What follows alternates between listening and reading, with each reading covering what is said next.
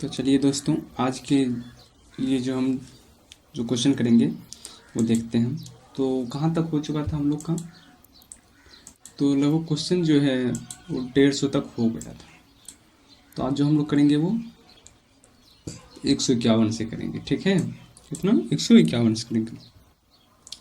तो निम्न में कौन सी रचना विद्यापति की नहीं है? तो कौन सी रचना जो विद्यापति की नहीं है? कीर्तिलता कीर्ति पताका तो है, पदावली भी है। तो जय मयंक जस चंद्रिका नहीं है। जय मयंक जस चंद्रिका जो है किसकी रचना है? जय मयंक जस चंद्रिका जो है किसकी रचना है? तो मयंक जैसे लगा है तो उसकी साली का नाम समझ लो क्या है? मधु नाम है। तो जय मयंक जस चंद्रिका मधुकर कवि। ठीक है, जय मयंक जस चंद्रिका किसकी है? तो मधुकर कवि की। ठीक है, अब जो है अगले क्वेश्चन की तरफ चलते हैं। अगले क्वेश्चन किसके देख लो। जय मयंक जस चंद्रिका विद्यापति की रचना नहीं है, या बल्कि मधुकर भट्ट की रचना है। कीर्तिलता कीर्ति पताका एवं पदावली विद्यापति की रचना है। पदावली आदिकालीन, पदावली जो है आदिकालीन कवि विद्यापति की प्रसिद्धि का आधार है। और पदावली को हम जो सूर्यकांत त्रिपाठी निराला क्या कहा था? तो नागिन की लहर कहा था। ठीक है, तो उसके बाद देखते हैं अगला क्वेश्चन क्या है। विशल देव रासो के रचनाकार है। तो विशल देव रासो के रचनाकार कौन है? यानी कि 20 लोगों का देव कौन है? तो नरपति नाल है। कौन है? नरपति नाल। धनपाल की कौन सी रचना है? धनपाल की रचना जो है कौन सी है आप लोग बताओ। तो धनपाल की जो रचना है वो क्या है? भविष्यत कहा। और धनपाल को जो है राजा मुनि ने सरस्वती की उपाधि दी थी। ठीक है, उसके बाद चंद्रप्रदाय। चंद्रप्रदाय की कौन सी रचना है? चंद्रप्रदाय की कौन सी रचना है? तो पृथ्वीराज रासो। कौन सी रचना है? पृथ्वीराज रासो। और पृथ्वीराज रासो को महाकाव्य माना है शुक्ल जी ने, और प्रथम महाकवि भी माना है। ठीक है, तो उसके बाद जो है आगे देखते हैं। तो आगे क्या है? तो विशल देव रासो रचनाकार नरपति नाल है। कौन है? नरपति नाल। इसका रचनाकार कौन है? नरपति नाल। चंद्रप्रदायी पृथ्वीराज रासो। चंद्रप्रदायी पृथ्वीराज रासो। धनपाल भविष्यत का जनायक पृथ्वीराज विजय, जो कि कश्मीरी पंडित थे। कौन थे? कश्मीरी पंडित थे, जैनक। ठीक है, उसके बाद विद्यापति जो है किसके आश्रित कवि थे? विद्यापति जो किसके आश्रित कवि थे? तो शिव सिंह और कीर्ति सिंह के दरबारी कवि थे। तो शिव सिंह के थे। ठीक है, तो विद्यापति तिरहुत के राजा शिव सिंह के आश्रित कवि थे। आचार्य राम शुक्ल ने अपने इतिहास ग्रंथ में हिंदी साहित्य का इतिहास में लिखा है कि विद्यापति संवत 1460 में तिरहुत के राजा शिव सिंह के यहाँ थे। ठीक है, उसके बाद पृथ्वीराज किसके प्रति अनुरक्त था? तो विद्यापति जो है किसके प्रति अनुरक्त था? तो विद्यापति जो है वो किसके प्रति अनुरक्त था? एक मिनट। तो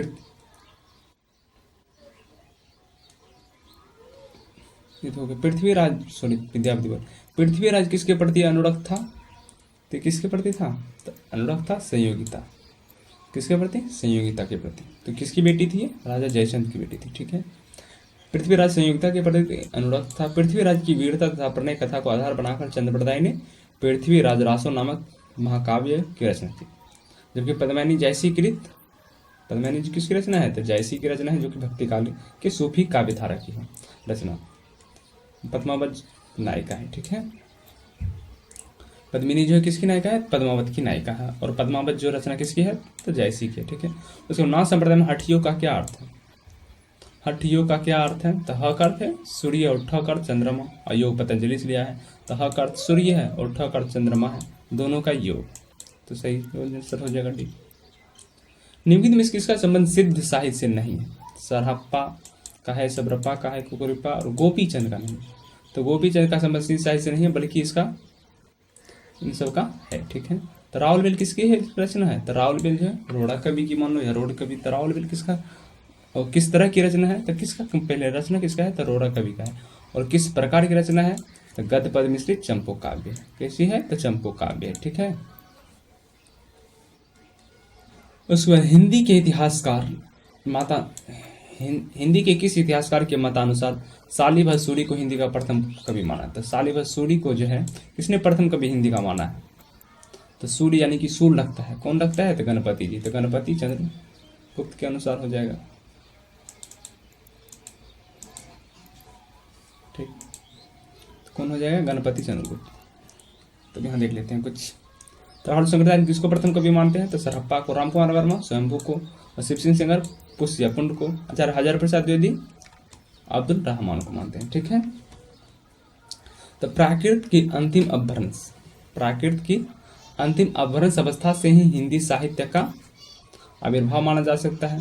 उन दिनों जैसे गाथा कहने से प्राकृत का बोध होता था, वैसे ही दोहा या दोहा कहने से अपभ्रंश का प्रचलित काव्य भाषा का पद समझा जाता है। यह कथन जो किसका है?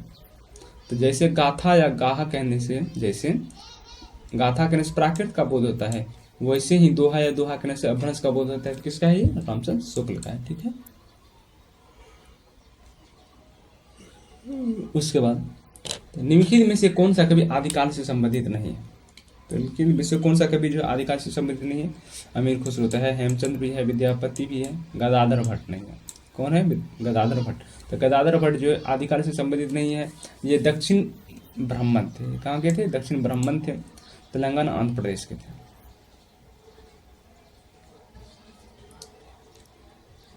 आंध्र प्रदेश के हनुमानपुर से उत्तर भारत आए थे। इसका जन्म समय ठीक से पता नहीं, पर यह बात प्रसिद्ध है कि ये श्री चैतन्य महाप्रभु को भागवत सुनाया करते थे। कौन? गदाधर भट्ट। गदाधर भट्ट ब्रज भाषा के सुप्रसिद्ध कवि है। ये भक्ति काल के अंतर्गत, अब ब्रज भाषा के कैसे हैं, चूंकि ये ब्रज में ही आगे बस गए थे, तो भक्ति काल के अंतर्गत गौड़ीय संप्रदाय के प्रमुख कवि थे। जबकि अमीर खुसरो, विद्यापति, हेमचंद आदि जो है आदिकाल से संबंधित है। ठीक है।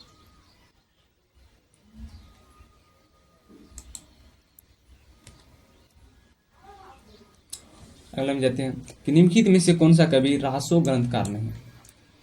तो विद्याधर, श्रीधर, भट्ट केदार, जैन है। तो विद्याधर जो है वो नहीं है। तो श्रीधर की तो रचना जानवी करते हो कौन सी है? रणमल छंद। भट्ट केदार की भी है, जगनिक की भी है, जगमेनिक नीचे दिया गया होगा। जगमेनिक मिलता है नहीं, परमाल रासो। उसके बाद परमाल रासो को ही आलाखंड कहा जाता है। ठीक है। तो भट्ट केदार, श्रीधर, जगनिक रासो की प्रमुख कवि हैं। जगनिक ने प्रमाल रासो और आलाखंड, श्रीधर ने रणमल छंद तथा भट्ट केदार ने जयचंद प्रकाश की रचना की है। ठीक है। आचार्य रामचंद्र शुक्ल ने रासो साहित्य का उल्लेख वीर गाथा काल के अंतर्गत किया है। भला हुआ जो मड़िया बहनी महरा कंतु, पंक्ति के रचनाकार कौन है? तो भला हुआ जो क्या है? भला हुआ जो मड़िया बहनी महरा कंतु पंक्ति के रचनाकार कौन है?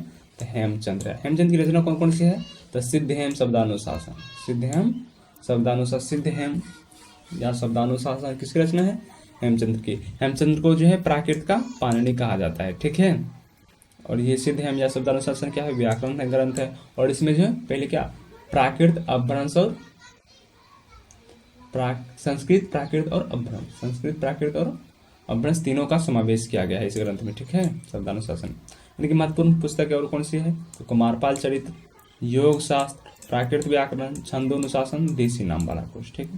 चंद्र बड़ाई को हिंदी का प्रथम महाकवि किसने के माना है? तो शुक्ल जी। क्या है? शुक्ल जी। यहाँ हो गया। पृथ्वीराज रासो को हिंदी का प्रथम महाकाव्य कहने वाले कौन है जी? आलोचक कौन है? तो रामचंद्र शुक्ल जी है। रामचंद्र शुक्ल तो आलोचक ही है। रामचंद्र शुक्ल क्या है? एक आलोचक है। और कुछ है? तो पृथ्वीराज रासो को हिंदी का प्रथम महाकाव्य कहने वाले आलोचक कौन है? तो रामचंद्र शुक्ल जी है। इसके लेखक चंद्रवरदाय के वे प्रथम महाकवि मानते हैं। पृथ्वीराज रासो में 68 प्रकार के छंदों का प्रयोग किया गया है। जिस प्रकार इसीलिए 68 प्रकार के छंद का प्रयोग हुआ है, इसीलिए उसे छंदों का अजायब घर कहा जाता है। किसको? पृथ्वीराज रासो को। और कितने सर्ग है? तो 69 सर्ग या समय है। हजारी प्रसाद द्विवेदी ने पृथ्वीराज रासो को कैसा माना है? तो सुख-सुखी संवाद माना है। और भृंगी संवाद किसको माना है? भृंगी संवाद जो है वो किसको माना है? तो कीर्तिलता को माना है। कीर्ति पताका वाला नहीं, कीर्तिलता। अरे भृंगी कहाँ पे उड़ता है? या रहता है तो लता में रहता है ना, इनसे याद रखो। भृंगी जो रहता है नहीं, भौरे या भवरे कहाँ रहते हैं? तो लताओं में रहते हैं। तो इसलिए कीर्तिलता को भृंगी संवाद का है। ठीक है। और पृथ्वीराज रासो को जो है चंद्रप्रदाय के पुत्र जलधर ने पूर्ण किया था। ठीक है। अगला क्वेश्चन पूछते हैं। तो राहुल संगरतायन के अनुसार चार्य गीत और दोहा कोश की रचना करने वाले पहले बुद्ध सिद्ध कौन थे? राहुल संगरतायन के अनुसार चार्य गीत और दोहा को उसकी रचना करने वाले तो सरहप्पा ही हो जाएंगे। कौन हो जाएंगे? तो सरहप्पा हो जाएंगे। ठीक है। तो राहुल संग्रहण के अनुसार चार्य की जबकि रचना किसने किया था? तो सरहप्पा के शिष्य किए थे। तो सरहप्पा के शिष्य कौन थे? सबरप्पा। सबरप्पा ऑप्शन में भी नहीं है, तो सरहप्पा में ही आ जाएंगे। तो अनुसार चार्य की और दोहा को रचना मानने वाले पहले बहुत सी था सरहप्पा है। सरहप्पा को हिंदी का प्रथम कवि किसने माना है? तो राहुल संग्रहण ने। इन्हें सरोज वर्ज, राहुल भद्र आदि नामों से जाना जाता है। मोरा जबना लवनेरिया भयो है गुलाल, कैसे गर्दीनी कस मुड़ी माल, असुनी सेज डरावन लागे, विरह अग्नि मुहि डस डस जावे। किसकी पंक्ति है? तो अमीर खुसरो साहब की है। ठीक है। तो मोरा जुबना नवेलिया भयो है गुलाल, कैसे गर्दीनी कस मुड़ी माल, विद्यापति की नहीं है गुरु जी, अमीर खुसरो की है। ठीक है। सुनी सेज डरावन लागे, अब विरह मोहि डस डस जावे, अमीर खुसरो की।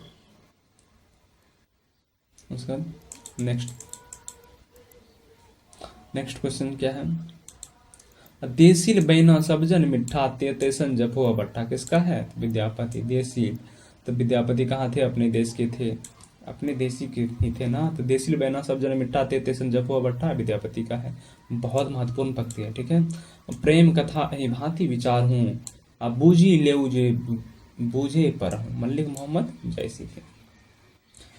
सिद्ध हेमचंद शब्दानुशासन जो किस तरह का ग्रंथ है? तो व्याकरण ग्रंथ है। कैसा है? तो व्याकरण ग्रंथ है। तो सिद्ध हेमचंद शब्दानुशासन व्याकरण संबंधित ग्रंथ है, जिसके लेखक कौन है? तो हेमचंद्र है। हेमचंद की अन्य रचना कौन कौन सी है? तो काव्यानुशासन, शब्दानुशासन, आचार्य हेमचंद संस्कृत के अंतिम महाव्याकरण थे और महापंडित थे। कौन? हेमचंद्र। और संस्कृत का और हेमचंद को प्राकृत का पाणिनि कहा जाता है। अतः हेमचंद को कली काल सर्वज्ञ कहा जाता है। रचनाकार के अनुसार निम्नलिखित कवियों का सही अनुक्रम है। रचनाकार के अनुसार जो है निम्नलिखित कवियों का सही अनुक्रम क्या है? तो डी हो जाएगा, सरहप्पा, लुइपा, पुष्यदंत। सरहप्पा जो है 8वीं सदी के हैं, उसके बाद पुष्यदंत जो है 10वीं सदी के हैं। तो यहाँ देख लेते हैं। सरहप्पा 7वीं सदी के हैं, लुइपा 8वीं सदी के, 7वीं से 8वीं सदी के सरहप्पा, लुइपा 8वीं सदी के, पुष्यदंत 10वीं सदी का और अद्धमान या अब्दुल रहमान, अद्धमान या अब्दुल रहमान 12वीं सदी के। ठीक है। सिद्धों से संबंधित रामचंद्र शुक्ल के कौन से कथन सही है? तो बद्रीनाथ से आकर महाशुकवाल नाथ पंथ जो है सिद्धों की परंपरा से नहीं निकला, ये तो गलत है गुरु। तो बी किस किस में गलत है? तो ये दोनों तो गलत कर दो। नाथ पंथ भी जो है सिद्धों से ही निकला है। सिद्धों का साहित्य शुद्ध साहित्य के अंतर्गत नहीं आता है। कौन सा ऑप्शन है जी? ए है। तो सिद्धों का साहित्य जो है शुद्ध साहित्य के अंतर्गत नहीं आता है। कौन सा कथन सही है? तो ए और सी जो है सही है। ठीक है। तो बद्रीनाथ से आकर महाशोकवाद का प्रवर्तन हुआ और सिद्धों का साहित्य शुद्ध साहित्य के अंतर्गत नहीं आता। हाँ, बात सही है। तो सिद्धों की वाणी सांकेतिक नहीं होती, जबकि सांकेतिक ही होती है। यहाँ डी नहीं लगाया है तो गलत हो गया। पंडित सल सत्य बखानी, दही बुद्धि वसन न जाए, 12 बरस लिए कुकर जिए, 13 बरस लिए जिए सियार, 18 बरस लिए छतरी जिए, आगे जीवन को लकार। तो क्या है इनका? बर कौशल तुम राधे, कितना के नहीं लोचन आधे, जाति ओछा पाती ओछा जन्म हमारा। ये किसका है गुरु? ये तो रैदास का हो जाना चाहिए। उसके बाद 12 वर्ष ले कुकर, ये तो जगनिक वाला में आ जाएगा। तो क्या है? तो पंडित सतल बखानी दई, बसंत बुद्धि ना जाई, सरहप्पा की है। 12 वर्ष ले कुकर जिए और 13 वर्ष ले जिए सियार, जगनिक का। बर कौशल तुम राधे, कि नहीं कन्हाई लोचन आधे, विद्यापति की। जाति ओछा पाती ओछा जन्म हमारा, रैदास की। रैदास चमार थे ना, इसलिए कह रहे हैं अपने आप को कि जाति भी छोटा, पाती भी छोटा, ओछा जन्म हमारा। अगला है कालक्रम की दृष्टि से। कालक्रम ये सब ध्यान नहीं रखना है। तरस सरहप्पा की जन्म 769 ईस्वी, पुष्यदंत 10वीं सदी, अहमदा 12वीं सदी और हेमचंद्र भी 12वीं सदी के हैं।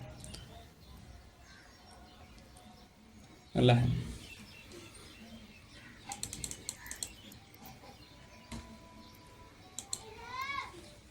सिद्धों और योगियों की रचनाओं का जीवन। सिद्धों और योगियों की रचनाओं के जीवन की स्वाभाविक अनुभूतियां और दशाओं से कोई संबंध नहीं है, अतः वे शुद्ध साहित्य के अंतर्गत नहीं आते हैं। यह विचार जो किसका है? तो राम से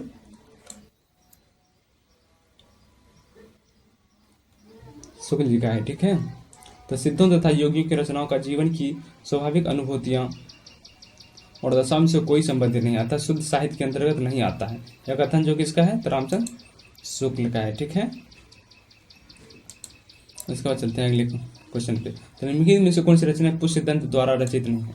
आदि पुराण, दशहरचर्यु, योग सार, उत्तर पुराण। तो योग सार तो जो है किसकी है? आदि पुराण तो है, दशहरचर्यु है।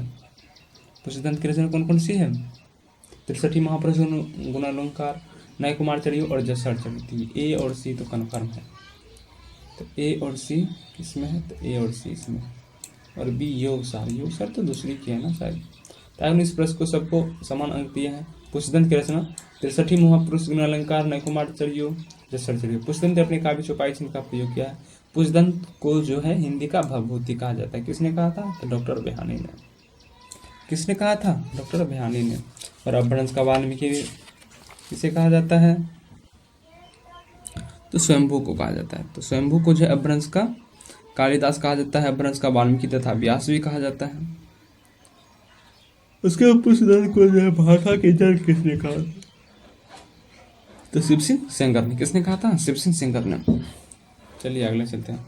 इश्क भरा है देख ले और जगत से दूर, एक अचंभा हमने देखा दोहरी पर नासूर। इश्क भरा है देख ले और जगत से दूर, एक अचंभा हमने देखा देहरी का नासूर। अमीर खुसरो पंक्ति से क्या अभिप्राय है? ये देखो, इसका तुम लोग बताओ।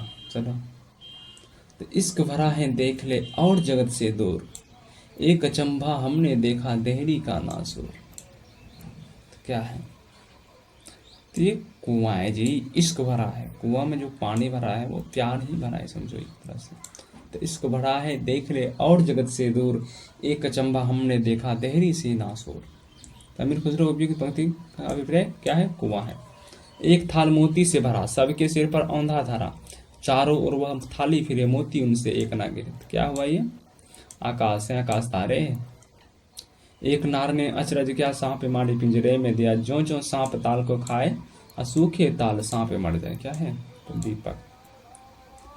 अर्थ तेज क्या बुझेगा, मुंह देखे तो सुझेगा। क्या है? दीपक। दर्पण। इनके रचित ग्रंथ खाली कबाड़ी, पहेलियां, मुकर्रियां, दो सुखने, गजल आदि। ठीक। सखी पिया को जो मैं ना देखूं, तो कैसे काटू अंधेरी रतिया। सखी पिया को जो मैं ना देखूं, तो कैसे काटू अंधेरी रतिया। किसकी है? तो अमीर खुसरो साहब की है। किसकी है? अमीर खुसरो की है। और है अमीर खुसरो जो खड़ी बोली के प्रथम प्रयोक्ता या आदिकालीन कवि माने जाते हैं। अमीर खुसरो हिंदी में खड़ी बोली के प्रथम कवि माने जाते हैं। ठीक है, इनकी प्रमुख रचना कौन कौन सी है? खली कबाड़ी, दीवाने हिंदवी भी है। हालाते कन्हैया किसकी रचना है? बहुत इंपॉर्टेंट है। हालाते कन्हैया अमीर खुसरो की। मुकर्रियां, दो सुखने, गजल ये तो सब जानता है, लेकिन दीवाने हिंदवी और हालाते कन्हैया अमीर खुसरो कौन कौन सी रचना है?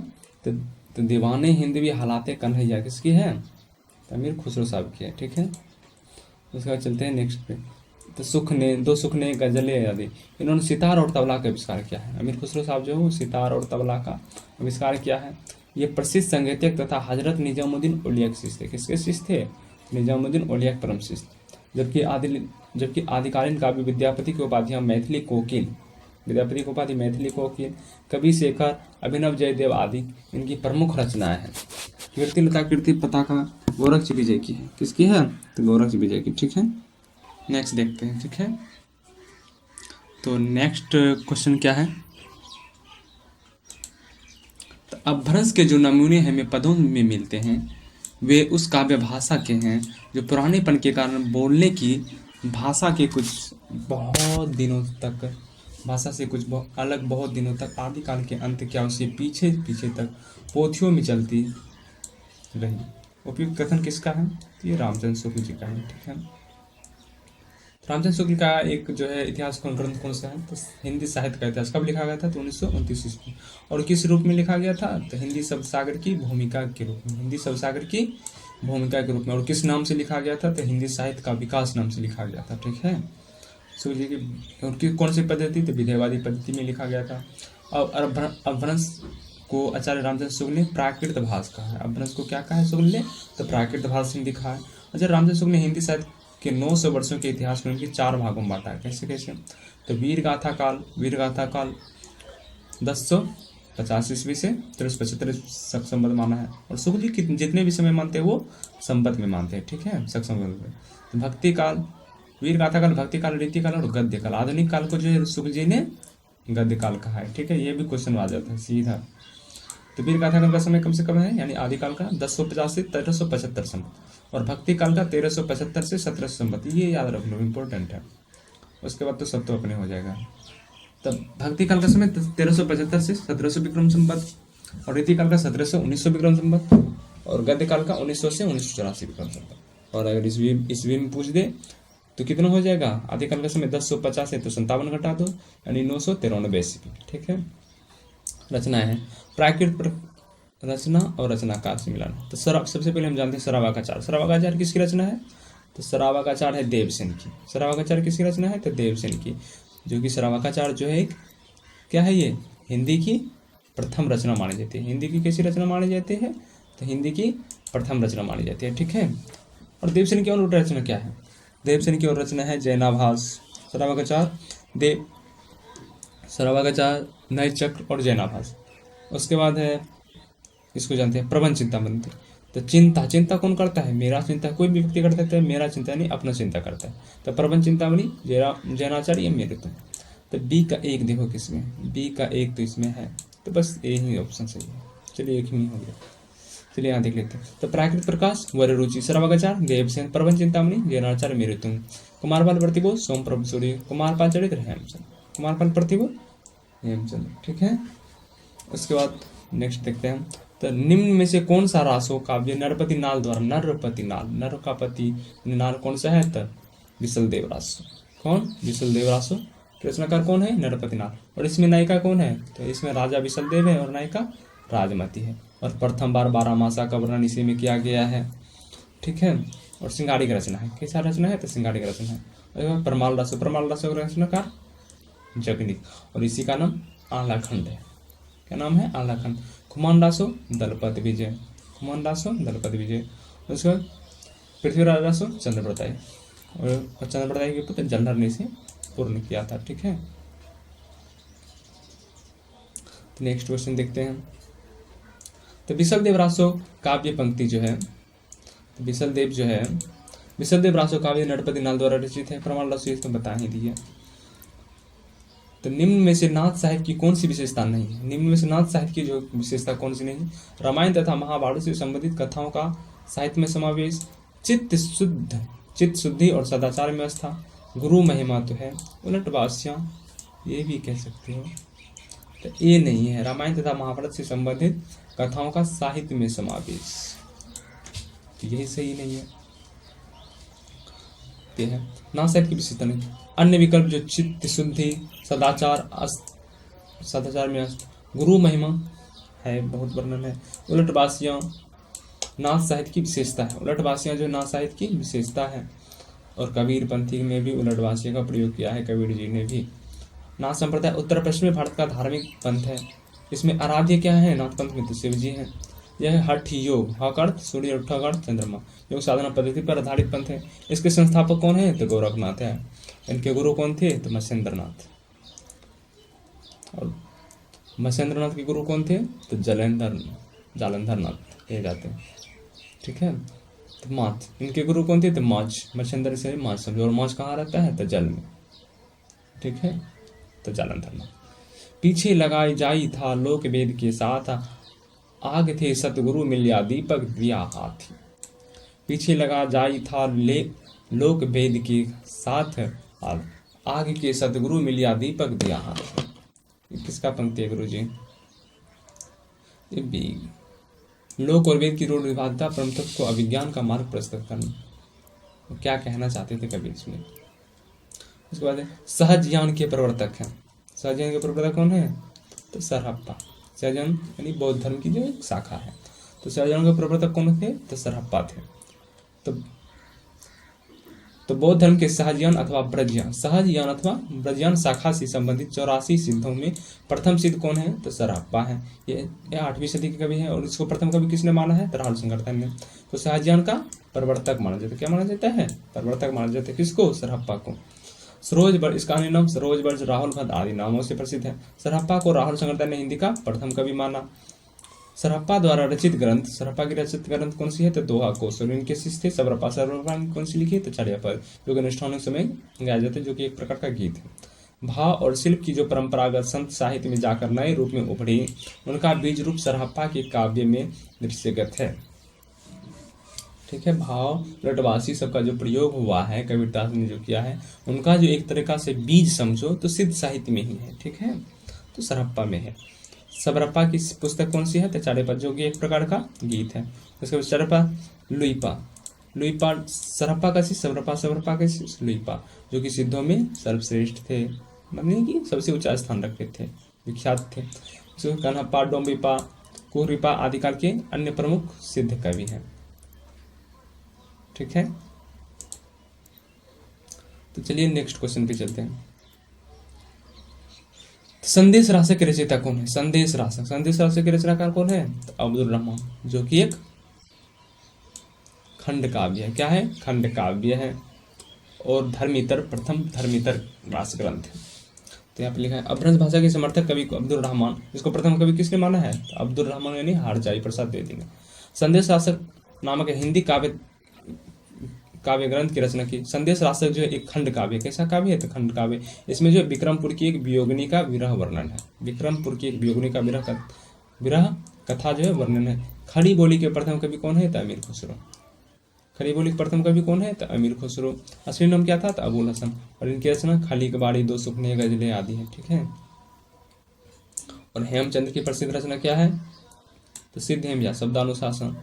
लक्ष्मीधर जो है प्राकृत पेंगलम को संकलन किया था। ठीक, विद्यापति की कौन सी रचना अभी तक संपादित होकर प्रकाशित नहीं हुई है, तो कीर्ति पताका है, जो कि नष्ट हो चुकी है। ठीक है, कीर्ति पताका जो है वो प्रकाशित नहीं हुई।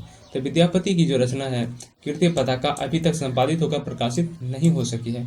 हिंदी साहित्य के आदिकाल के श्रृंगारिक कवि तथा मैथिली को कवि शेखर और अभिनव जयदेव, इनको उपाधि उपनामों से अभिहित किए जाते हैं।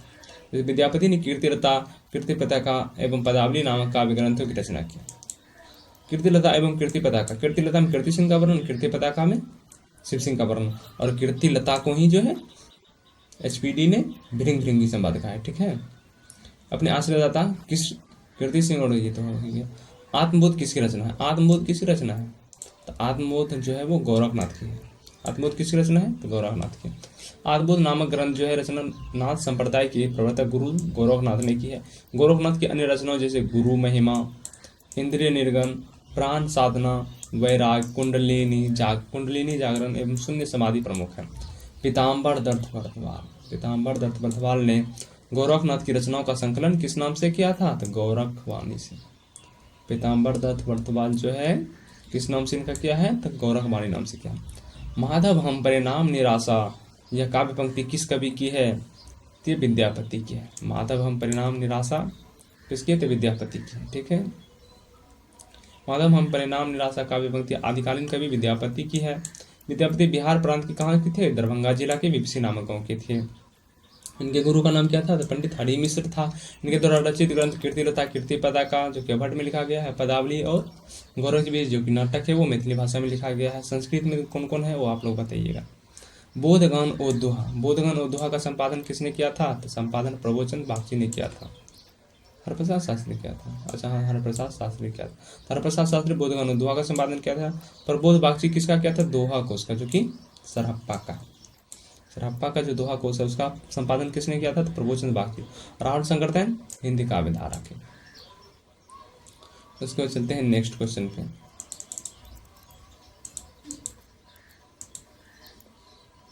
तो नेक्स्ट है सिद्ध योगियों द्वारा प्रयुक्त भाषा को कहा जाता है। सिद्ध योगियों द्वारा प्रयुक्त भाषा को क्या कहा जाता है? तो सांध्य भाषा कहा जाता है। क्या कहा जाता है? बहुत इंपॉर्टेंट है, क्या कहा जाता है? सांध्य भाषा कहा जाता है। तो बौद्ध धर्म के वर्जन सहजान शाखा का प्रचार करने वाले सिद्ध योगियों ने किस भाषा का? सांध्य भाषा शैली का प्रयोग किया है। किसका? सांध्य भाषा शैली का प्रयोग किया है अपनी रचनाओं में किया है। सांध्य भाषा वस्तुतः अंतर साधनात्मक अनुभूतियों को संकेत करने वाली भाषा है, इसलिए यह अर्थ खुलने पर ही समझ में आती है, सीधा अर्थ में नहीं समझ में आएगा। इस भाषा का प्रयोग नाथ योगियों ने भी किया है, इसका नाथ योगी ने भी किया है, और भक्ति काल में जो कबीर दास सब जो है वो भी किए हैं। तो कबीर आदि संतों ने भी इस भाषा शैली का प्रयोग किया है, जो कि उलटवासी कहा जाता है। जिससे कौन सी कहा जाता है? उलटवासी। उलटवासी क्या होता है? यानी कोई भी बात को सीधे सीधे ना कहकर उलट करके कहा जाता है, वो उलटवासी होता है। जैसे नदी नैया बीच नदियाँ डूबत जाए, तो सीधा क्या है? उल्टा दिया कि नाव तो नदी में डूब सकती है, लेकिन नदी क्या नाव में डूब सकती है? नहीं ना, तो उलट करके कर रहा है।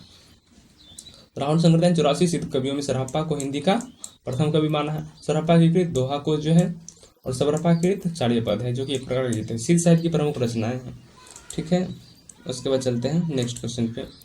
तो नेक्स्ट है, निम्नलिखित में से किस रासो काव्य का मूल विवरणीय विषय वीर रचना होकर श्रृंगार है? तो श्रृंगार है कौन सा? विशलदेव रासो, जिसमें कि राजा विशलदेव और रानी जो है राजमती है। अब इसमें युद्ध का वर्णन कैसे होगा? 12 मासा का वर्णन किया गया, तो 12 वर्ष तो ये राजमती से जो है दूर ही रहे थे।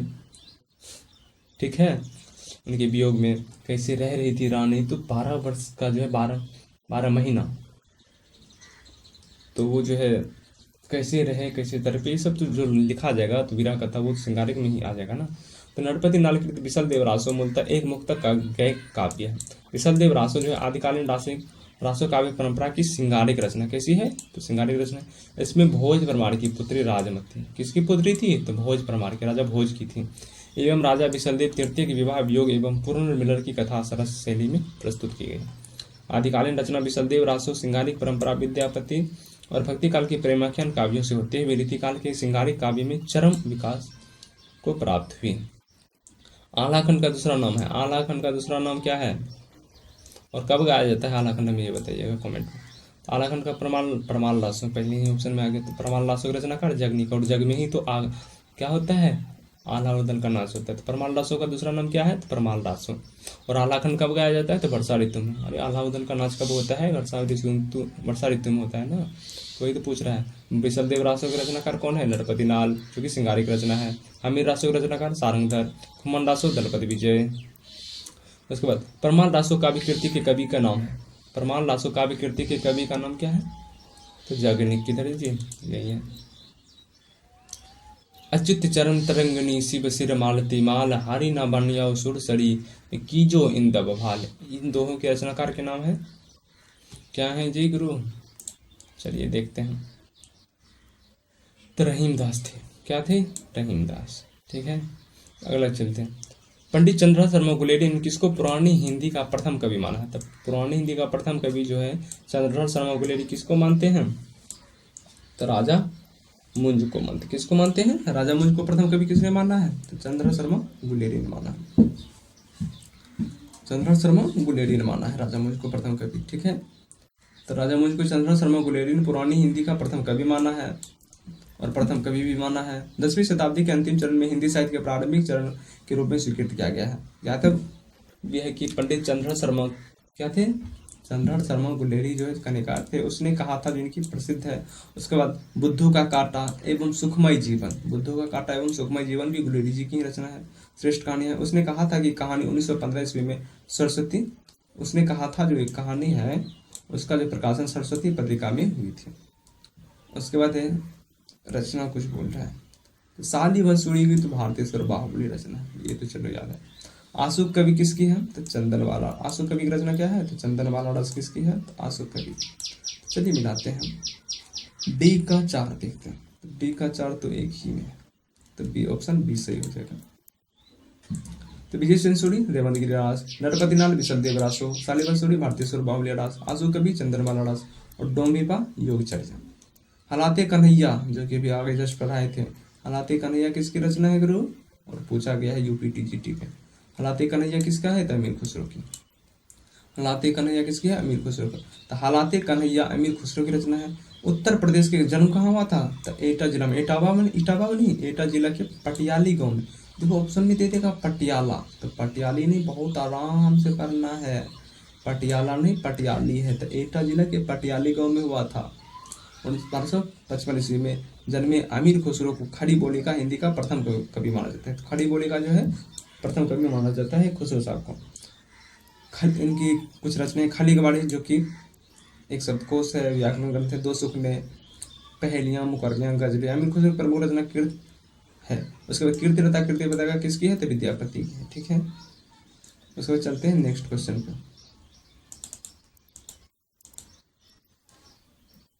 तो नेक्स्ट क्वेश्चन जो है वो क्या है? तो आदिकाल की किस ग्रंथ की प्रधानता रही? आदिकाल में जो किस ग्रंथों की प्रधानता रही है? साखी, सूफी है तो भक्ति काल। सूफी जो है भक्ति काल में, और साखी देख रहे हैं जो है कबीरदास की एक साखी शब्द रामायणी एक ग्रंथ है। वीर ग्रंथ, रासो ग्रंथ। तो कैसी रही? रासो ग्रंथ। कैसी रही? रासो ग्रंथ की।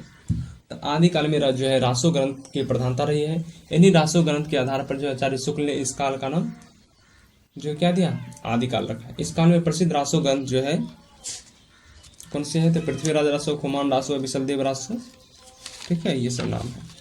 उसके बाद रासो की उत्पत्ति कैसे कैसे किसको माना? तो हजारी प्रसाद द्विवेदी जो है, हजारी प्रसाद द्विवेदी यानी एचपीडी ने, एचपीडी जो है वो क्या मानते हैं? तो रासक से मानते हैं। एचपीडी जो है किससे मानते हैं? तो रासक से।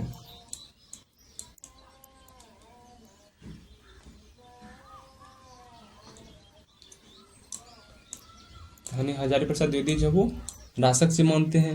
उसके बाद रसायन से कौन मानते हैं? ये बताओ, रसायन से जो है, रसायन से कौन मानते हैं? तो रसायन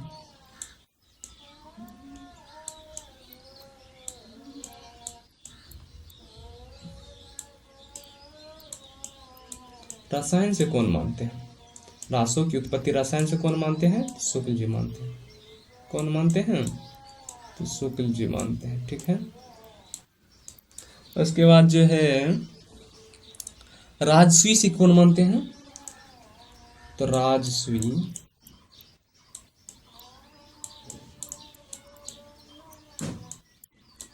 से कौन मानते हैं? तो राजस्वी से गारसादा तासी मानते हैं। ठीक है,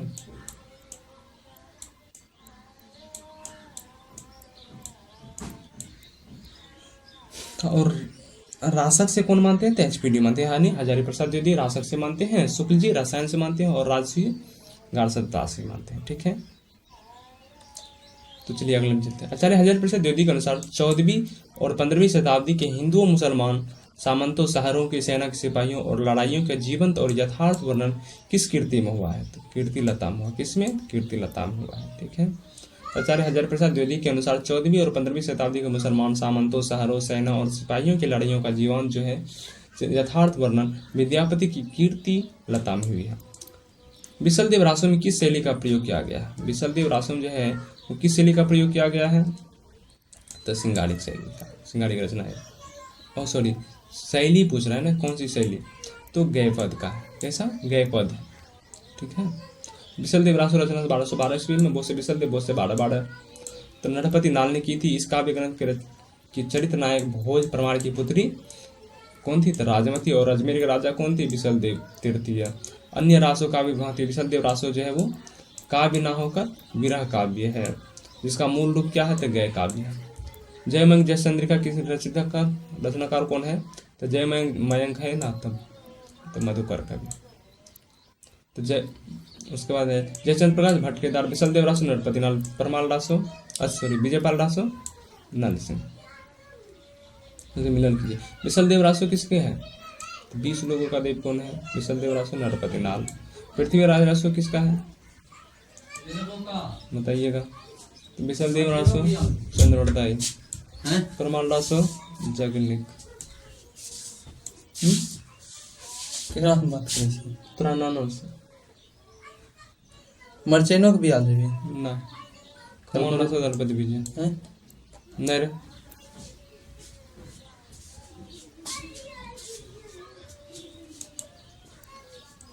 गेट सजा दे बिसल देव रासो नरपति नल पृथ्वी राजस्व चंद्रप्रदाय परमाल रसो जगनी खमन रासो दलपति विजय।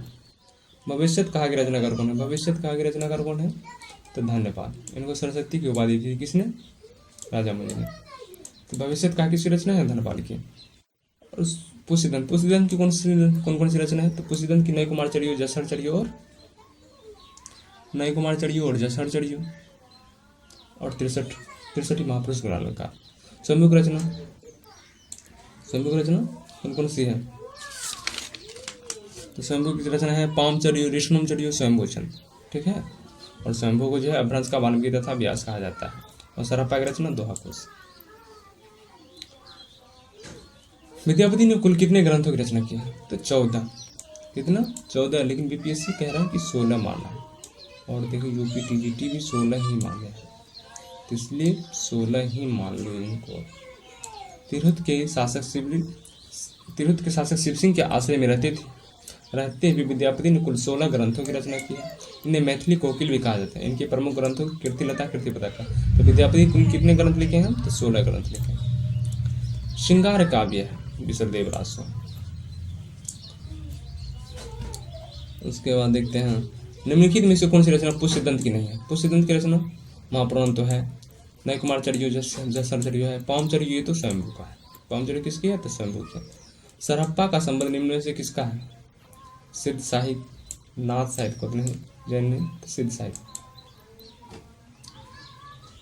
आदिकालीन कवि सरहप्पा का संबंध सिद्ध साहित्य से। किससे? सिद्ध साहित्य से। सरहप्पा को राहुल संकरते ने हिंदी का प्रथम कवि माना है। रासो साहित्य में चंद्रप्रदाय जो है, जगनीत, नरपति आदि नाल आदि रचनाकार संबंधित है। नाथ साहित्य के कौन कौन है? तो गौरवनाथ, चरपटनाथ, चुरंगीनाथ आदि कवि संबंधित है। तथा जैन साहित्य में शालिबत सूरी, जिंदत सूरी, आचार्य देवसेन, आशु कवि, विजय सेन सूरी आदि संबंधित है। ठीक, अब चलते हैं नेक्स्ट क्वेश्चन पे।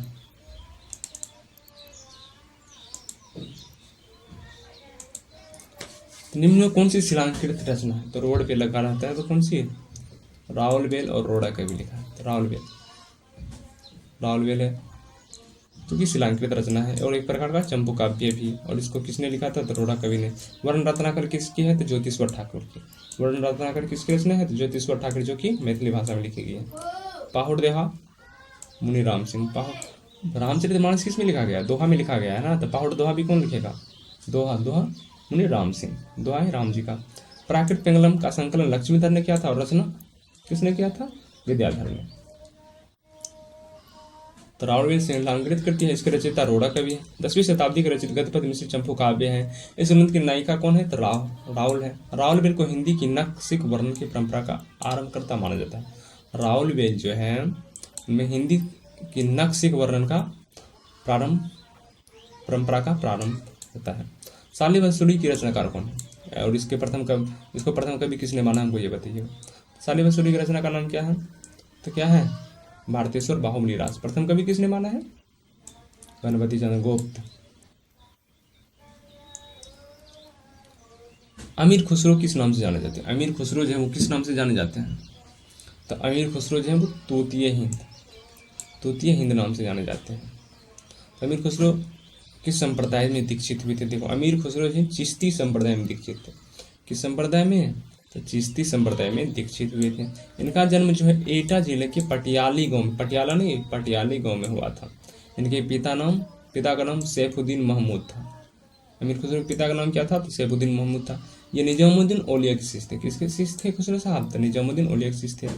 अमीर खुसरो को तूतीय हिंद कहा जाता है। क्या कहा जाता? चूतिया हिंद नहीं, तूतीय हिंद कहा जाता है, यानी हिंदुस्तान की तूती नाम से विख्यात थे। और ये सूफी संत थे। कैसे संत थे अमीर खुसरो? तो सूफी संत थे। अमीर खुसरो जी कैसे संत थे? तो सूफी संत थे तथा खड़ी बोली के प्रथम कवि माने जाते हैं। इनकी प्रमुख रचनाएं कौन कौन सी है? तो खाली कबाड़ी जो कि कोश ग्रंथ है, पहलियां, मुकर्रियां, दो सुखने गजल आदि। उपदेश रसन के रचयिता कौन है? उपदेश रसन दास किसकी रचना है? तो जिंदत सूरी की। किसकी है? जिंदत सूरी की। तो उपदेश रसन दास के रचयिता जिंदत सूरी है। यह 12वीं शताब्दी में रचित 810 पदों का नृत्यगीत काव्य है। जबकि भविष्यत कहा के रचयिता धनपाल और स्थलीपद रास के रचयिता जिंदत सूरी तथा भारतेश्वर बाहुबली रास के रचयिता कौन है? तो शालिवंशुरी। निम्न में किस कवि को अपभ्रंश का वाल्मीकि कहा जाता है? तो अपभ्रंश का वाल्मीकि जो है किसे कहा जाता है गुरु, बताइए जल्दी आप लोग। तो इनमें से किस कवि को अपभ्रंश का वाल्मीकि कहा जाता है? तो अपभ्रंश का वाल्मीकि किसको कहा जाता है? तो सरप्पा को कहा जाता है, स्वयंभू को कहा जाता है। किसको कहा जाता है? स्वयंभू को कहा जाता है। सरप्पा सरप्पा की कौन कौन सी रचना है?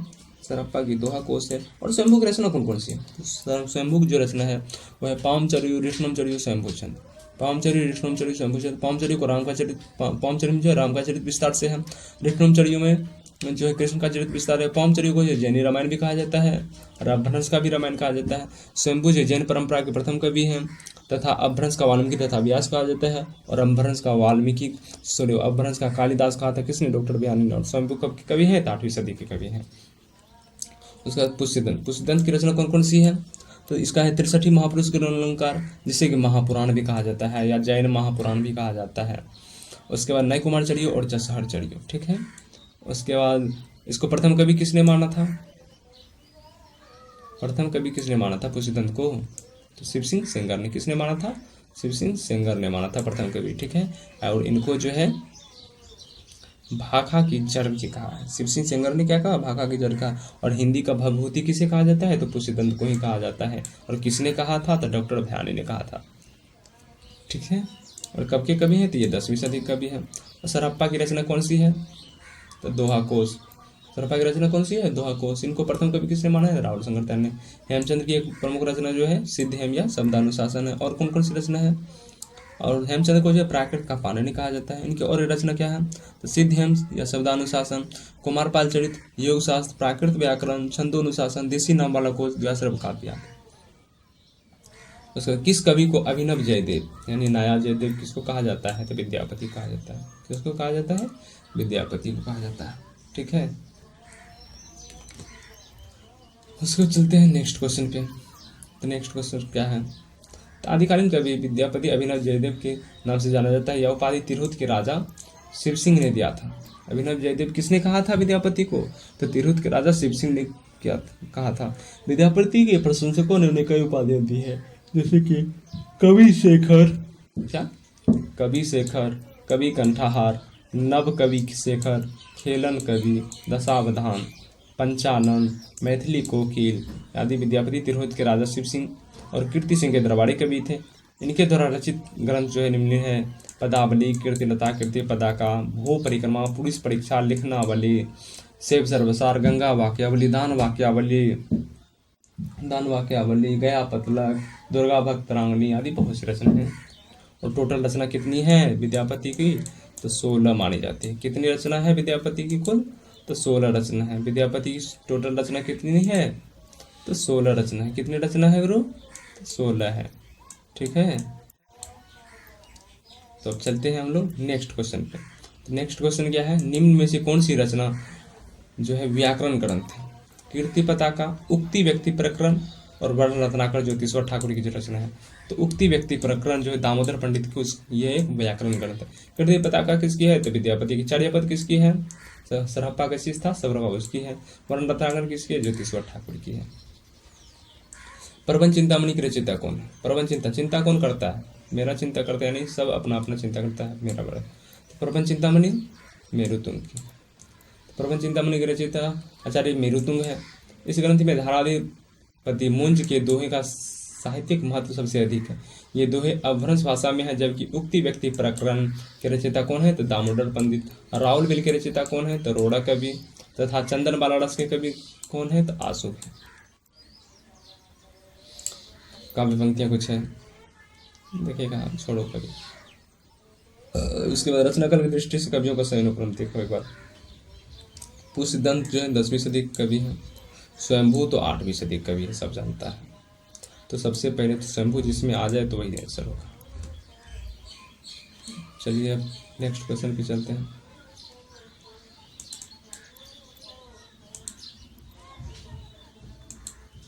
तो शंभू कवि के कवि हैं 8वीं सदी के। पुष्यदंत 10वीं सदी के। अहमदा अधमा या कौन सी संदेश शासक रचयिता कौन है? अब्दुल रहमान या वो है। हेमचंद 12वीं सदी के। हेमचंद कवि के हैं तो 12वीं सदी के, ठीक है। उसके बाद डिंगल कवियों की वीर गाथाएं। डिंगल कवियों की वीर गाथाएं, निर्गुण भक्तों की संतों की जो है वाणियाँ, कृष्ण भक्ति या राजगुना भक्ति मार्ग की साधकों के पद, राम भक्ति या वैधि भक्ति मार्ग के उपासकों की कविताएं, सूफी साधना के महत्वपूर्ण मुसलमान कवियों की तथा ऐतिहासिक हिंदू कवियों के रोमांस और रीति काव्य छंदे धाराएं अभ्रंश कविता का स्वाभाविक विकास है। किसने कहा था? तो हजारी प्रसाद द्विवेदी ने कहा था। ठीक है, चलिए हजारी प्रसाद द्विवेदी। तो कुंडलिनी के उद्भव होने पर जो स्फोट होता है उसे क्या कहते हैं? तो उसको नाद कहते हैं। क्या कहते हैं? नाद कहते हैं। निम्नलिखित में कुछ रचना है। प्रबंध चिंतामणि तो मेरुतों की सीधा कहाँ है? यहाँ। रणमल छंद, रण में मल युद्ध कौन करता है? तो श्री को धारण करने वाला। जयचंद्र प्रकाश भट्ट केदार, जयमंग जयचंद्रिका मधुकर कवि, मधुकर कवि है। और दामोदर पंडित की कौन सी रचना है? उक्ति व्यक्ति प्रकरण।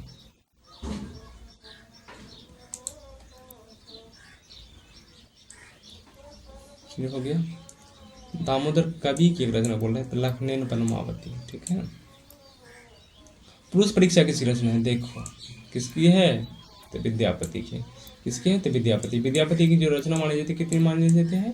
तो 16 मानी जाती है। विद्यापति की कुल रचना कितनी मानी जाती है? 16 मानी जाती है। तो पुरुष परीक्षा विद्यापति की रचना है। संस्कृत भाषा में विद्यापति का निरचना शिव सर्वसार, गंगा वाक्यावली, दुर्गा भक्तांगनी, भू परिक्रमा, दान वाक्यावली, विभाग सार, लिखनावली, गया पतलक इत्यादि। अभट भाषा में कीर्ति लता और कीर्ति पताका। कीर्ति पताका लता को जो है भिरिंगी शब्द, चूंकि लता में ही भिरिंगी रहते हैं ना। और मैथिली भाषा में पदावली तथा गौरव विजय जो कि नाटक है। पदावली कब लिखा गया था? 1403 ईस्वी में लिखा गया था। और इसको ही नागिन की लहर कहा है। नागिन की लहर कहा है किसने कहा है? निराला ने। देवसेन की रचना कौन कौन सी है? सरावाकाचार, जो कि हिंदी की प्रथम रचना मानी जाती है। सरावाकाचार नए चक्र, दर्शनासार, भावसार, राजसार, तत्वसार, समय धम दोहादी। इसके बाद गोरखनाथ के काव्य ग्रंथ। डॉक्टर पीताम्बर दत्त बर्थवाल ने गोरखनाथ के 14 ग्रंथों को प्रमाणिक मानकर उनका संपादन किस नाम से किया है? तो गौरखवाणी नाम से। पीताम्बर दत्त बर्थवाल जो है वो क्या किए हैं? गोरखनाथ के 14 ग्रंथों को प्रमाणिक मानकर उनका संपादक किया, गौरखवाणी नाम से किया। शब्द पद शिष्य दर्शन आदि तिलक ज्योतिश्वर ठाकुर की रचना। ज्योतिश्वर ठाकुर की जो रचना है वो क्या है? वर्णरत्नाकर, जो कि मैथिली भाषा में है। इसको नोटिस। डॉक्टर नगेंद्र जो है वो देवसेन के सरावाकाचार को हिंदी की प्रथम रचना मानते हैं। डॉक्टर नगेंद्र जो सरावाकाचार को हिंदी की क्या मानते हैं? प्रथम रचना मानते हैं। और देवसेन के नए चक्र और लघु एक चक्र नाम भी दिया जाता है। देवसेन को ही नए चक्र, देवसेन के जो एक नए चक्र है उनको लघु नए चक्र भी कहा जाता है। ठीक है। अगला क्वेश्चन है, निम्न में से कौन सा विद्वान पृथ्वीराज रासो के सर्वथा अप्रमाणिक ग्रंथ मानने वाले में शामिल नहीं है? निम्न में से कौन सा विद्वान जो पृथ्वीराज रासो की सर्वथा अप्रमाणिक ग्रंथ मानने वाले में शामिल नहीं है? तो मोहनलाल विष्णुलाल पांड्या। तो प्रमाणिक कौन कौन मानते हैं? श्याम सुंदर दास, मिश्र बंधु और मोहनलाल विष्णुलाल पांड्या। और प्रमाणिक कौन कौन मानते हैं? तो शुक्ल जी तो सीधा कह दिए थे, जाली, देवी प्रसाद, कविराज श्यामल दास, गौरी शंकर और हीराचंद ओझा। और प्रमाणिक यानी आधा प्रमाणिक क्वेश्चन मानते हैं तो मुनिजन विजय, मोहन सिंह, हजारी प्रसाद द्विवेदी और डॉक्टर सुनीति कुमार चटर्जी। ठीक है, तो चलते हैं नेक्स्ट क्वेश्चन पे। किस पे? नेक्स्ट क्वेश्चन पे। तो ज़्यादा आ गया क्या ऊपर? हाँ, तो नेक्स्ट क्वेश्चन क्या है? डॉट मतलब तो समय पृथ्वीराज रासो को पूर्ण अप्रमाणिक मानते हैं। राहुल बेल किसकी रचना है? तो रोड़ा कवि किधर है? इधर है। राहुल बेल जो है चंपू काव्य है। चंपू काव्य किसको कहते हैं? जिसमें गद्य पद मिश्रित होता है, चंपू काव्य है। और नक्सिक वर्णन का, हिंदी में जो है नक्सिक वर्णन का प्रारंभ यहीं से होता है। खुमानदासो दलपत विजय, किधर है गुरु? दलपत विजय, खुमानदासो दलपत विजय। चंद्रमाला दास आशुक कवि। और योगचर्या किसकी है? योगचर्या कौन बच गया? डोंबी पा तो रावल भी लोडोरा कवि खुमन असु द्रपद बीज चंद्रबड़ असु योग चले डोंबी। कीर्ति लता किस भाषा की रचना है? ये बताओ आप लोग। इससे आसान तो कोई और भाषा हो ही नहीं। अब क्या बताओ, क्यों आंसर तो देख ही लिए होंगे आप।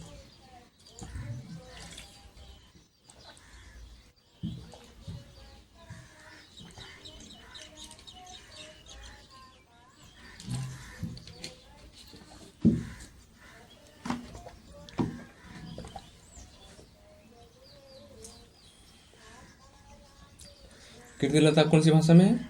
अभट में। किसमें? अभट में। तो इनकी विद्यापति की जो है कुछ रचना है। तो संस्कृत को कितने भाषा में लिखा? तो संस्कृत में अभट, अभट को ही अपभ्रंश भी कहा जाता है। जहाँ अभट ना आए वहाँ अपभ्रंश लगाना, ऐसा नहीं कि कोई नहीं। तो संस्कृत अभट या अपभ्रंश, उसके बाद मैथिली। तो 3 भाषा में विद्यापति जो है कितने भाषा में? तो 3 भाषा में रचना किया। कौन कौन? संस्कृत, अभट और मैथिली में। संस्कृत, अभट और मैथिली में। तो संस्कृत में कौन कौन सी रचना है? शिव सर्वसार, गंगा वाक्यावली, दुर्गा भक्तरंगिणी, भू परिक्रमा, दान वाक्यावली, पुरुष परीक्षा, विभाग सार, लेखनावली, गया पतलक आदि। ठीक है। उसके बाद अभट, अभट में कौन सी है? तो कीर्ति लता, कीर्ति पताका। कीर्ति लता में जो है कीर्ति सिंह का वर्णन और कीर्ति पताका में शिव सिंह का वर्णन। और कीर्ति लता को ही बिरंगी संवाद भी कहा जाता है। मैथिली में पदावली और गौरक्ष विजय, पदावली और गौरक्ष विजय जो कि नाटक है। और गौरक्ष विजय का जो गद्य भाग है वो संस्कृत में है, पद्य भाग मैथिली में है। ठीक है। उसका नेक्स्ट क्वेश्चन देखते हैं। तो आदिकाल के किस कवि ने अभट भाषा में रचना की? अभट भाषा में किसने किया रचना है? तो अब्दुल रहमान। अमीर खुसरो तो खड़ी बोली कहे जाते हैं। कुतुबन, ये तो भक्ति काल के कवि हैं। मंझन भी भक्ति काल के कवि हैं। तो अब्दुल रहमान। अब देखो इस जगह तो अपभ्रंश आना चाहिए, तो अपभ्रंश तो नहीं है, तो अभट ही आ गया। अरे अपभ्रंश और अभट जो है दोनों एक ही हुआ। ठीक है। तो नाम बताए थे नहीं आप लोगों को? चलिए नाम बता दे रहे हैं आपको। ठीक है। तो अपभ्रंश के अन्य नाम और प्रस्तुतक बताते थे। डॉक्टर भोला शंकर जो है, डॉक्टर भोला शंकर व्यास, उसने अपभ्रंश को क्या कहा है? अभट कहा। तो अभट जो है अपभ्रंश को किसने कहा है? तो भोला शंकर व्यास ने कहा। किसने कहा? तो भोला शंकर, भोला शंकर व्यास कहा। ठीक है। और पुरानी हिंदी किसने कहा? पुरानी हिंदी जो है वो किसने कहा था? तो गुलेडी साहब ने कहा था। किसने कहा था? गुलेडी ने कहा था। ठीक है। उसके बाद देसिल बैना, देसिल बैना किसने कहा था? तो विद्यापति ने कहा था। और लेकिन अभट किसने कहा है? तो भोला शंकर व्यास ने कहा। अपभ्रंश के ही अन्य नाम है ये। तो अब्दुल रहमान का जो संदेश शासक है प्रथम धर्मेतर राजग्रंथ है, अभट भाषा में लिखा गया है। देसी भाषा में किसी मुसलमान द्वारा रचित प्रथम काव्य ग्रंथ संदेश शासक है। संदेश शासक एक क्या है? खंड काव्य है, जिसमें क्या है? विक्रमपुर की एक वियोगिनी के विरह कथा वर्णन है।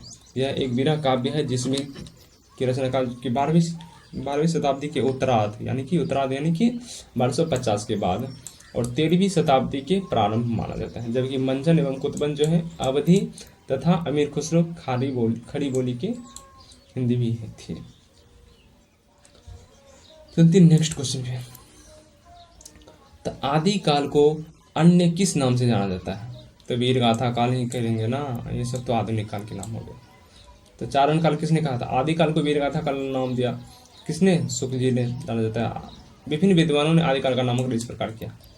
तो चलिए देखते हैं। चारण काल किसने कहा था? तो डॉक्टर गिडरसन ने। चारण काल किसने कहा? गिडरसन ने। आदि काल को आदि काल नाम किसने दिया था? हजारी प्रसाद द्विवेदी ने। वीर गाथा काल किसने कहा? तो रामचंद्र शुक्ल, यानी कि वीर अपने गाथा लेके दिए किसने?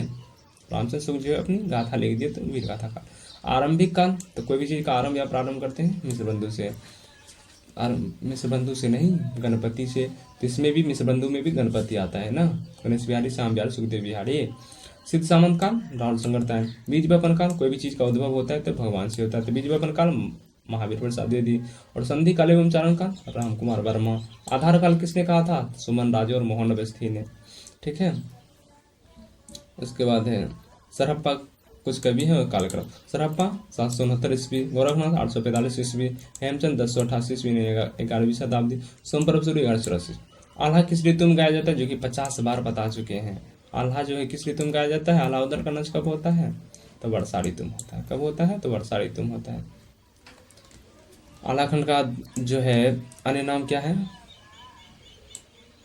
जो कि जगनिक के द्वारा रचित है? क्या रचित है? तो परमाल लासो। क्या है? परमाल लासो। कुछ है खुमन लासो, दलपति विजय। परमाल लासो, जगनिक। इसका ही अन्य नाम क्या है? आलाखंड। तो खुमन रासो दलपति विजय, परमाल लासो जगनिक, पिसल देव रासो नरपति नाम। ठीक है।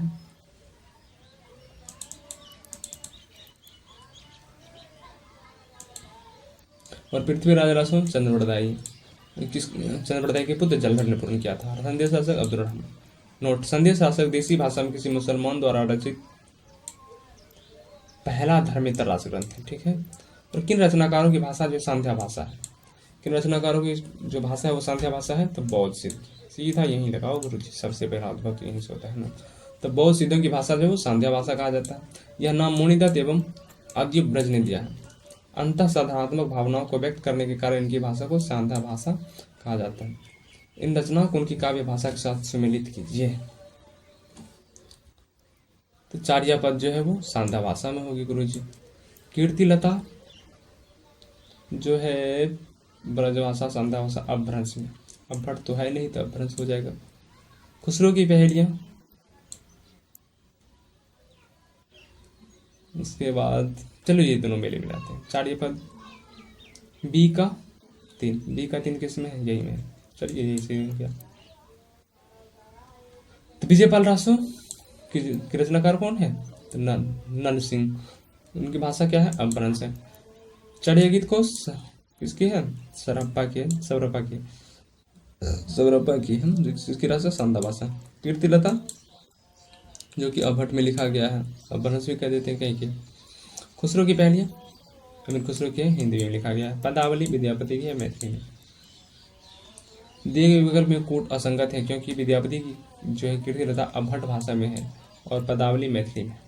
12 बरस ले कुकर जी और 13 बरस ले जिए सियार, अब 12 बरस सियार, अब बरस 18 छतरी जीवे आगे जीवन को धिक्कार। सो ये जो है किसका है? तो ये जो है प्रमाल लासो का है। किसका है? प्रमाल लासो। और प्रमाल लासो की रचना कौन चीज है? जगनिक। प्रमाल लासो की रचनाकार कौन है? तो जगनिक। और प्रमाल लासो के अन्य नाम क्या है? आल्हाखंड। आल्हाखंड आल्हा नाम, आल्हा ही उदल ही कहते हैं ना। ये 12 बरस ले कुकर जीवे और 13 बरस ले जिए सियार, अब बरस 18 छतरी जीवे आगे जीवन को धिक्कार। ठीक है।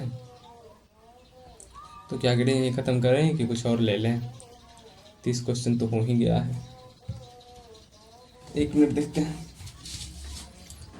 2 मिनट रेस्ट ले लीजिए। हाँ,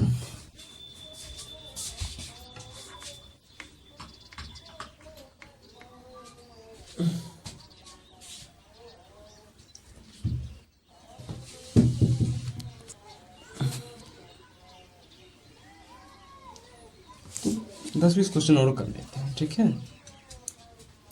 सही रहेगा ना? तो 10-20 क्वेश्चन और कर लेते हैं। तो चलिए आगे का क्वेश्चन क्या है देखिएगा आप लोग।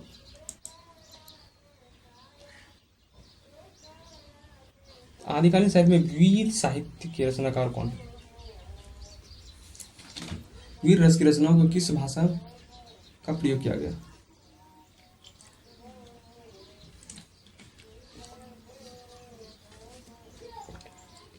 तो आदिकालीन साहित्य में जो वीर रस की रचनाओं में किस भाषा का प्रयोग किया गया?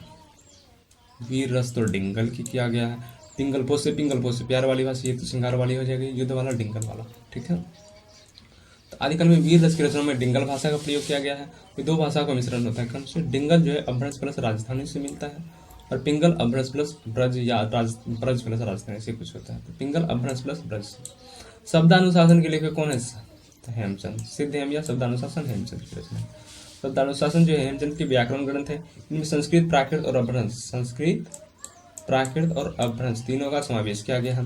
रस मीमांसा के आचार्य रामचंद्र शुक्ल, दोहा को सरहप्पा और पामचरियो स्वयंभू की रचना है। रस मीमांसा किसकी रचना है? रामचंद्र शुक्ल की है। ठीक है। कब लिखे थे? 1949 में। खली कबाड़ी किसकी है? खली कबाड़ी जो है किधर गया? खुसरो साहब। तो अमीर खुसरो। खलीक वाणी किसकी रचना है? तो अमीर खुसरो का है। खलीक वाणी जो है एक दोहा, एक कोश ग्रंथ है। उसका दो सुख ने, हालाते कन्हैया, हालाते कन्हैया किसकी है? अमीर खुसरो की। हालाते कन्हैया, नजराने हिंदी, नजरान ये हिंदी, पहलियां मुकर्रियां गजल आदि, ये सब अमीर खुसरो की रचना है। अमीर खुसरो का वास्तविक नाम क्या था? तो अबुल हसन था। अमीर खुसरो किसके शिष्य थे? निजामुद्दीन औलिया के। अमीर खुसरो खड़ी बोली के क्या माने जाते हैं? तो आदि कवि माने जाते हैं, या प्रथम कवि माने जाते हैं। अपभ्रंश को पुरानी हिंदी किसने कहा था? तो पुरानी हिंदी गुलेरी साहब, किधर गया जी? चंद्र शर्मा गुलेरी। इनमें से कौन सा युग संगत है? विशल देव रासो, नरपति नाल, 20 लोगों का देव, बात तो सही है। और क्या पूछा है? युग संगत है, तो संगत तब तो वही हो गया। खुमान रासो तो दलपति विजय होना चाहिए। और विजय पाल रासो नल सिंह या नील सिंह। परमाल रासो जगनेक। इस सब का ऑप्शन गलत है, तो ये ऑप्शन ये सही है। रॉल बिल किसकी है? दरोड़ा कवि की।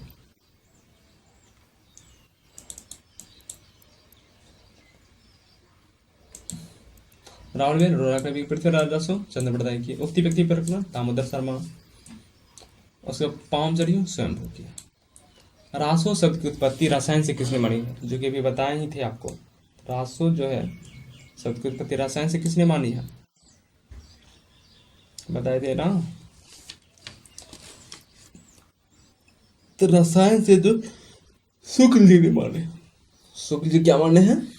इसकी उत्पत्ति, रासो शब्द की उत्पत्ति रसायन से किसने माना है? तो रामचंद्र शुक्ल ने माना है, ठीक है।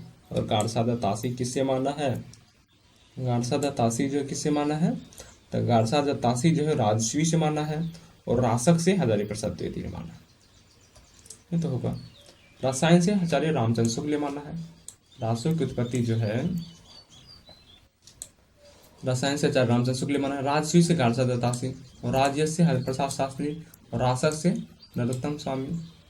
और राज से नंदलाड़े वाजपेयी। हजारी प्रसाद द्विवेदी भी रासक से ही मानते हैं। आदि कन्या रचनाओं का सही अनुक्रम, ये सब तो छोड़ो। भारतीय स्वर बाहुल्य रास के रचयिता कौन है? शालिबन सूरी, असलीबन रास, जिंदन सूरी, नेमिना चौपई, सुमतिगन। संगीत रत्नाकर सारंगी। पामचुरी किसकी रचना है गुरु? तो स्वयंभू की। पामचुरी किसकी रचना है? तो स्वयंभू की। इसमें राम कथा विस्तार से गया। और इसका जो रचना है रिठनम चढ़ियो, जिसको हरिवंश पुराण या कृष्ण कथा भी कहा जाता है। और स्वयंभू छंद जैनाचार्य स्वयंभू की रचना है। किसकी है? स्वयंभू की रचना। ये सब जो रचना जैनाचार्य स्वयंभू की रचना है। यह अपभ्रंश के कवि माने जाते हैं। और अपभ्रंश का वाल्मीकि तथा व्यास भी कहे जाते हैं। इन्हें अपभ्रंश का वाल्मीकि तथा व्यास भी कहा जाता है। अब्दुल रहमान द्वारा रचित एक मात्र ग्रंथ है, क्या है? संदेश रासक, जो कि एक खंड काव्य है, जिनका रचना 12वीं सदी के उत्तरार्ध हुआ था। 13वीं शताब्दी के पूर्वार्ध तक माना जाता है। हिंदी में लिखा जाने वाला यह पहला धर्मेतर रास ग्रंथ है। इसमें विक्रमपुर की एक वियोगिनी का कथा वर्णन है। क्या है? विक्रमपुर की योगिनी की कथा वर्णन है। संदेश रासक क्या है? एक प्रकार का खंड काव्य है। किसी मुसलमान द्वारा रचित हिंदी में लिखा जाने वाला यह पहला ग्रंथ है। चंद्रबरदाई द्वारा लिखित एकमात्र रासो काव्य पृथ्वीराज रासो। यह प्रबंध शैली जो है इसकी डिंगल भाषा में लिखा गया है। भाषा में लिखा जाने वाला वीर रस श्रृंगार रस काव्य है। चंद्रबरदाई हिंदी के प्रथम महाकवि तथा पृथ्वीराज रासो हिंदी के प्रथम महाकाव्य है। पृथ्वीराज रासो में 68 छंदों का प्रयोग किया गया है, इसलिए पृथ्वीराज रासो को जो है क्या कहा गया है? तो छंदों का अजायब घर कहा गया है। छंदों का अजायब घर कहा जाता है। और इसमें 69 सर्ग या समय है। पृथ्वीराज रासो के रचनाकार कौन है? तो चंद्रबरदाई। चंद्रबरदाई को कौन सा छंद का विशेषज्ञ माना गया है? तो छप्पई छंद का विशेषज्ञ माना गया है। किसका? तो छप्पई छंद का विशेषज्ञ माना गया है चंद्रबरदाई को। तो चलिए नेक्स्ट क्वेश्चन पे। तो चंद्रबरदाई को यही तो है। चंद्रबरदाई को ही छप्पई छंद का विशेषज्ञ माना गया है। चंद्रबरदाई को छप्पई छंद का विशेषज्ञ माना जाता है। विद्यापति जो है संस्कृत, अवहट तथा मैथिली तीनों भाषा में रचना की है। प्रथम कवि जो है तीनों भाषा में रचना करने वाले जो है प्रथम कवि हैं। विद्यापति तिरहुत के राजा शिव सिंह और कीर्ति सिंह के राजदरबारी कवि थे। विद्यापति को सिंगारी भक्त और रहस्यवादी कवि माना जाता है। और सिंगारी शुक्ल जी ने कैसा कवि माना है? सिंगारिक कवि माना है विद्यापति को। उसका ज्योतिश्वर ठाकुर की रचना क्या है? वर्ण रत्नाकर तो ज्योतिश्वर ठाकुर की है, ठीक। दामोदर भट्ट का, नरपति नाल का तो विशल देवरास। चलिए रोड़ा कवि का रावल वेल। और दामोदर भट्ट का उक्ति व्यक्ति प्रकरण। ये चलिए तो सब मिलेगा। तो वर्ण रत्नाकर ज्योतिश्वर ठाकुर, भक्ति व्यक्तिकरण दामोदर भट्ट, विशल देवरास नरपति नाल, रावल वेल रोड़ा कवि, सुमन रासो द्रौपदी विजय। पुष्यदंत किस शताब्दी के कवि हैं? तो 10वीं सदी के। किधर है गुरु? यही है। तो पुष्यदंत का आविर्भाव 972 ईस्वी यानी कि 10वीं शताब्दी में हुआ है। पुष्यदंत अपभ्रंश के महाकवि हैं। पुष्यदंत जो है अपभ्रंश के महाकवि हैं। पुष्यदंत को हिंदी का भवभूति कहा जाता है। हिंदी का भवभूति कहा जाता है। पुष्यदंत को जो है हिंदी का भवभूति कहा जाता है। किसने कहा था? डॉक्टर घाणे ने। और शिव सिंह सेंगर ने पुष्य को भाखा की जड़ भी कहा है और शिव सिंह सेंगर ने इन्हें प्रथम कवि भी माना है। और पुष्यदंत की 3 रचनाएं माना जाता है, जिसे महापुराण या 63 महापुरुष भी कहा जाता है। तो महापुराण, इनमें से कुल 102 संधियां हैं। महापुराण में जो है 102 संधियां हैं। और दूसरा है जसहर चढ़ियो, यह काव्य 4 संधियों में पूरा हुआ है। इसमें नामानुसार यशोधरा का जीवन चरित्र और उनके धर्मानंतरों का वर्णन है। उसके बाद नय कुमार चढ़ियो, इस काव्य में 9 संधियां। तो नोट, पुष्यदंत ने स्वयं को क्या कहा है? अभिमान मेरु। पुष्यदंत ने जो है खुद की उपाधि ले ली है अभिमान मेरु, काव्य रत्नाकर, कवि कुल तिलक, यानी कवियों में सब के तिलक हैं, आदि उपाधियों से विशोभित किया। दोहा कोश किसकी रचना है? तो सरहप्पा की। दोहा कोश किसकी रचना है? तो सरहप्पा की है। दोहा कोश सरहप्पा की रचना है। इसमें और क्या बताएं, ये सब तो जान भी करते होंगे कि चार्यापद जो किसकी रचना है? सरहप्पा की है। के अनुष्ठान उस समय गाया जाता है, सांध्या भाषा में लिखी गई है।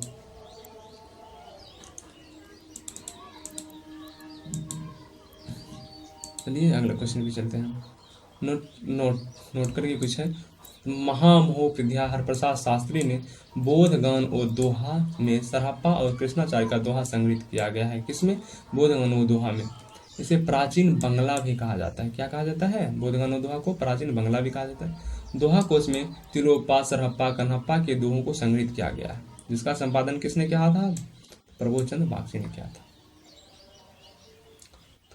काव्य कुलमाला, कुबलीय माला किसकी है? उद्योतन कवि की। रावलबेन के कवि कौन है? रचनाकार प्रोढ़ा कवि। उक्ति व्यक्ति प्रकरण दामोदर शर्मा। वर्ण रत्नाकर ज्योतिष भट्टाचार्य। स्वयंभू की रचना कौन कौन सी है? पाम चढ़ियो। पुष्यदंत की महापुराण है क्या? महापुराण है। चलिए, पाम चढ़ियो स्वयंभू की महापुराण। पुष्यदंत संध्या शासक अब्दुल रहमान। चार्यपद सबरप्पा। रावलवेल रोलकर। सरहप्पा का संबंध निम्नलिखित किससे है? सिद्ध साहित्य से गुरु। उसका अपभ्रंश का मुख्य छंद है। अपभ्रंश का जो मुख्य छंद है दोहा, कुंडलियां, बैरवे, सवैया। अपभ्रंश का जो मुख्य छंद है, हमें लग रहा है कि बैरवे या सवैया होना चाहिए, या बैरवे शायद होना चाहिए। तो देख लेते हैं क्या है। अपभ्रंश का मुख्य छंद दोहा है। क्या है? सॉरी, दोहा। और दोहा का आरंभकर्ता कौन माना जाता है? तो कवि ज्वयनिंदु माने जाते हैं। तो अपभ्रंश का मुख्य छंद क्या है? तो दोहा है। दोहा को अपभ्रंश काल में अपभ्रंश को जो है दोहा को जो है अपभ्रंश काल में क्या कहा जाता था? तो दोहा कहा जाता था। प्रमाद प्रकाश किसका है? तो ज्वयनिंदु का। दोहा का आरंभकर्ता भी यही माना जाता है। तो प्रमाद प्रकाश ज्वयनिंदु की रचना है। ज्वयनिंदु या योगीचंद की रचनाओं के अपभ्रंश में दोहा काव्य परंपरा का आरंभकर्ता माना जाता है। तो दोहा काव्य का आरंभकर्ता कौन माने जाते हैं? तो ज्वयनिंदु ही माने जाते हैं। राम सिंह की पहाड़ दोहा किसकी है? तो मुनि राम सिंह की। हेमचंद्र की कुमारपाल चरित्र तथा सिद्ध हेम शब्दानुशासन। मेरुदंड की रचना कौन सी है?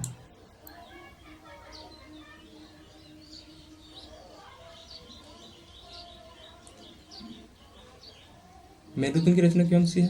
तो प्रबंध चिंतन। काल के अनुसार निम्नलिखित कृतियों का सही अनुक्रम क्या है?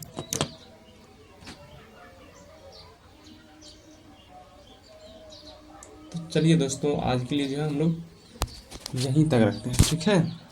तो मिलेंगे हम लोग नेक्स्ट वीडियो में। यहाँ तक के लिए धन्यवाद।